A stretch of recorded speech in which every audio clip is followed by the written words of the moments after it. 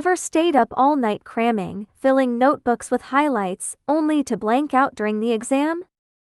Or maybe you've drilled vocabulary words over and over, just to forget them a few days later. We often think hard work equals learning, but life keeps proving us wrong. So why do we pour in hours and still come up short? In Make It Stick, authors Peter Brown, Henry Roediger, and Mark McDaniel reveal the answer with science. Learning isn't about grinding, it's about strategy. This isn't some feel-good pep talk. It's a no-nonsense guide rooted in cognitive psychology and neuroscience, flipping everything we thought we knew about learning upside down. Let's meet the trio behind it. Peter Brown's a best-selling writer who makes tricky science sound simple. Henry Roediger and Mark McDaniel are heavyweights in cognitive psychology, their research shaping classrooms worldwide. This book's credibility is rock solid. It's not just theories, but hard data and real stories unpacking how learning actually works. Right off the bat, it hits us with a big question. Why do the study tricks we swear by often fail? The truth's waiting in the science. Stick with me as we dive into 3 parts: shattering myths, unlocking proven methods, and putting it all into action. This isn't just a book breakdown, it's your roadmap to mastering your own mind. Part 1. The myths and truths of learning. Start with this. How do you know you've really learned something?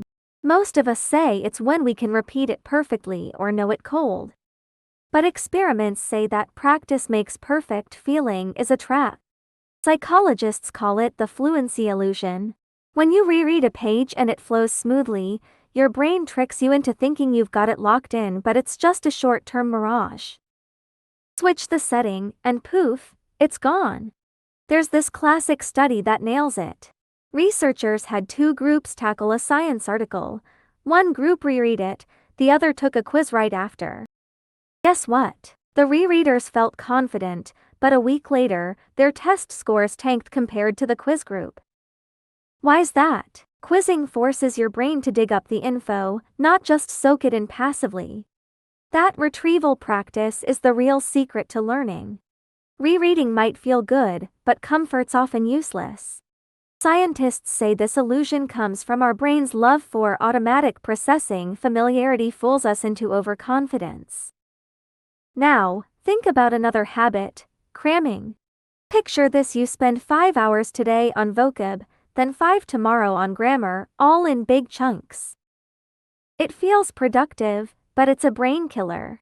Studies show this massed practice boosts you short-term, but long-term memory takes a hit.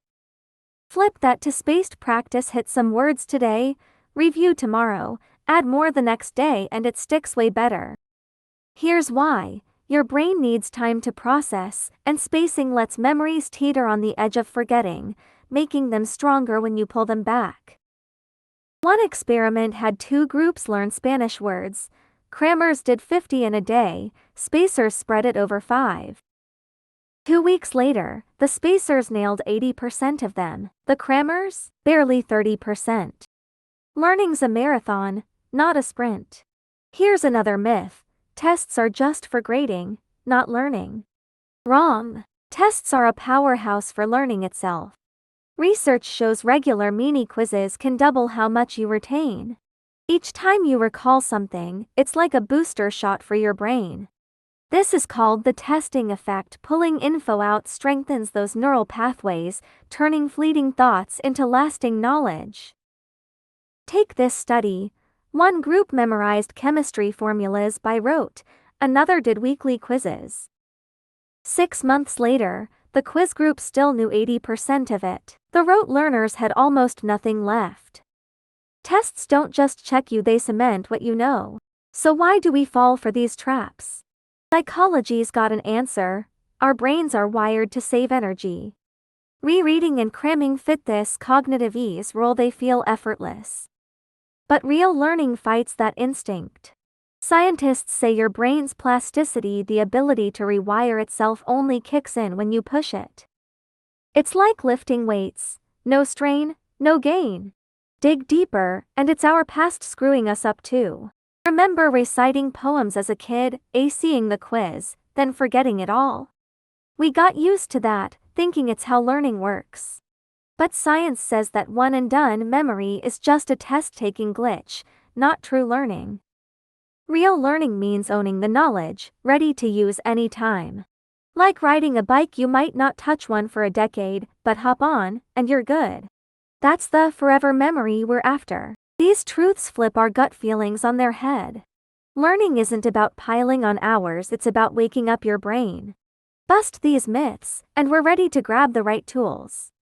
Next, we're rating science's playbook to win the learning game. Part 2: Science-backed learning methods. Now that we've ditched the bad habits, let's talk about what actually works. Make it stick hands us 3 killer strategies: retrieval practice, spaced learning, and interleaved practice. They sound basic, but they're dynamite, all built on how your brain ticks. Let's break them down, why they work and how to use them. First up, retrieval practice. Say you're studying history, trying to nail why the Opium Wars started. If you just stare at the book, you might hold it for a few days. But close the book, write down what you remember, even if it's messy, and fix it after, and it sticks way longer. Why? Recalling stuff is active, it flips your brain into search mode. There's this cool study. One group memorized words silently, another had to recall them blindfolded. The blindfold crew crushed it in long-term recall. Scientists say retrieval triggers reconsolidation. Every time you pull something up, your brain recodes it, tightening those neural knots. It's like hitting the gym with heavy weights. The harder it is, the stronger you get. Next, spaced learning. The magic here is just right forgetting. In one study, folks learned foreign words. One group reviewed daily, the other every 3 days. Short term, daily folks looked solid, but a month later, the spaced group smoked them. Here's the deal: forgetting a bit, then recalling it, forces your brain to rebuild the memory, rooting it deeper. This ties to the spacing effect, spotted back in the 1800s by Hermann Ebbinghaus. He showed memory doesn't just fade straight, it bends with review. In real life, break it into chunks. Learn new words today, revisit tomorrow, lock them in on day 5, beats cramming every time. How do you space it? Try this rule: review after double the learning time. Spend a day on something, review in 2 days, then 4. It maxes out retention. Adjust it though, easy stuff needs shorter gaps, tough stuff longer ones. Take this college kid, Shang. He used to cram history before exams and lose it all after. He switched to weekly reviews, then monthly refreshers, and by finals, he could rattle off details like a pro. Last up, interleaved practice. Say you're tackling math, old school style is finishing addition, then moving to multiplication. Interleaving says mix it up: addition, multiplication, division, all in one go. Studies show this boosts efficiency by 50%. Why? Your brain has to shift gears, figure out what's what, and that builds flexible thinking. Check this out: a baseball coach had players practice straight pitches and curveballs randomly. In games, they outhit the single drill team big time. Science digs deeper: interleaving boosts transfer skills, letting you apply knowledge anywhere. Learning English, mix listening, reading, and writing way better for real chats than solo drills.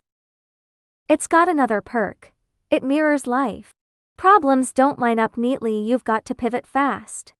Doctors diagnosing patients juggle anatomy, meds, and psychology all at once. Interleaving preps you for that chaos. One study pitted med students. One group studied anatomy chapter by chapter, the other jumbled it up. The jumble crew aced simulated surgeries, they'd trained their brains to switch on a dime. These 3 methods boil down to tough but doable. Scientists call it desirable difficulty: not too easy, not crushing. Too easy, your brain snoozes. Too hard, you quit. Retrieval, spacing, and interleaving hit that sweet spot, pushing your brain to hustle. Brain scans back it up using these. Your prefrontal cortex and hippocampus light up like crazy, the hubs for decisions and memory. But here's the catch. You've got to do them right. Retrieval isn't just rote recall, ask yourself why questions. Studies say crafting questions deepens understanding more than parroting answers. Spacing needs a plan, don't let it slide into last-minute panic. Interleaving thrives on variety, don't stick to one cozy corner. Nail these tweaks, and science becomes your superpower. Part 3. Putting it into action. Got the tools now, how do you use them? This part's all about real-world moves, turning science into habits. Whether you're a student, a worker, or a lifelong learner, these tricks will double your game. We're laying out steps and stories so you can start today. Students, listen up. If you're prepping for a test, try the self-test checklist. Finish a chapter, don't flip ahead, grab a blank page and jot down what you recall, then check the book to fill gaps. Research says this bumps test scores by 30%. Take Ming, a high schooler. He used to scribble notes and coast in the middle of the pack. Then he started daily self-tests, even if he only got half right, fixing it after a month later, his history grade shot from C to A. Why? Self-testing spots your holes and makes you plug them. Here's the how-to. Step 1. Set a mini goal like recalling 3 formulas from a chemistry section. Step 2. Shut the book and write what you've got, even if it's sketchy. Step 3. Cross-check the text, fix mistakes, rewrite it. Step 4. Test again the next day to track gains. Ming added a hack. He marked errors in color, hitting those hard next time. Science says this error-driven learning sparks your brain's fix-it mode, locking stuff in deeper. Now, working folks. Say you're picking up a skill like data analysis. Don't binge the tutorial, go spaced and interleaved. Spend 30 minutes a day. Basics like Excel functions today, build a table tomorrow, mix in some Python later. Lee, a coder, swore by this. He used to cram coding on weekends, forgetting it by Wednesday. He flipped to an hour daily, blending syntax and projects in 3 months. He went from newbie to team star. Spacing and interleaving made him a fast learner on the job. Tight schedule? Try a micro-learning plan. Pick 3 days a week, half an hour each. Day 1 for new stuff, day 2 to recall, day 3 to mix it up. Lee's plan? Monday for VLOOKUP, Tuesday for a sales table, Wednesday for if functions and Python basics. He jotted questions on sticky notes, why'd this crash, and tackled them next session. Studies say this chopped-up approach boosts efficiency 40%, matching your brain's burst processing style. Lifelong learners, your turn. Want to play piano? Don't grind one tune, blend scales, chords, and songs. Science says interleaving doubles skill speed. Hang Ji, a 60-year-old retiree, proved it. She drilled one piece daily for 3 months, barely budged. Then she mixed it up daily. 6 months later, she's playing FR like a champ. She says it clicked, learning's about challenge, not repetition. Her trick? A layered interleaving plan. Layer 1, 15 minutes of scales for finger agility. Layer 2, 10 minutes of chords for harmony. Layer 3, 20 minutes of a song, weaving it all together. She swapped tunes weekly, Twinkle Twinkle to FR, ramping up the challenge. Science says this progressive push pumps dopamine, making learning a blast. Here's a must: feedback. No feedback, and you're groping in the dark. Grab a buddy, a teacher, or record yourself, find your weak spots. Studies say quick feedback doubles efficiency. Ming hashed out tests with friends, Hang Ji replayed her piano clips, Lee got code reviews, all feedback gold. Science adds, the sharper the critique, the better, like your rhythm's off here, beats, it's not great. Pinpoint feedback zeroes in, letting you strike fast. Try this too, language skills. Learning French? Skip word lists, go for scene retrieval. Pick a vibe like ordering food, spit out 5 lines, Je veux un café, check a recording, tweak it, revisit in today's. Yeah, a gal learning French ditched apps after a month of zilch. She switched to daily role plays in 3 months, she's chatting with French pals. Scene retrieval mixes retrieval, spacing, and real feedback. Boom. One more tool, a learning log. 5 minutes daily. What did I learn? Where'd I trip? Next step. Research says log keepers boost grades 20%. It tracks wins and spots patterns. Forgetting grammar, more tests, missing notes, slow it down. It's your brain's GPS. Tailor it more. Parents, use guided retrieval with kids. Don't spoon feed. Ask how'd they get this formula. Studies say it doubles memory life. Team training, try interleaved talks, mix sales tips and psych in one meeting. Science says it lifts teamwork 30%. Wrap up. What learning really means. Make it stick. Proves learning's no talent lottery, it's a science you can master. 3 big takeaways. First, ditch the easy stuff. Rereading and cramming feel nice but flop. Real learning's active and tough. Second, lean into forgetting. Spacing and interleaving turn memory into steel. Third, do beats talk. Self-test, get feedback, tweak it, and watch theory turn real. This isn't just about studying, it's about living. Learning's your lifeblood. Exams, jobs, hobbies all soar with the right moves. It's not a chore, it's a quest. Take that first step, and science lifts you up. So, what's next? Shut the book, grab a pen, and quiz yourself. Your learning revolution starts now.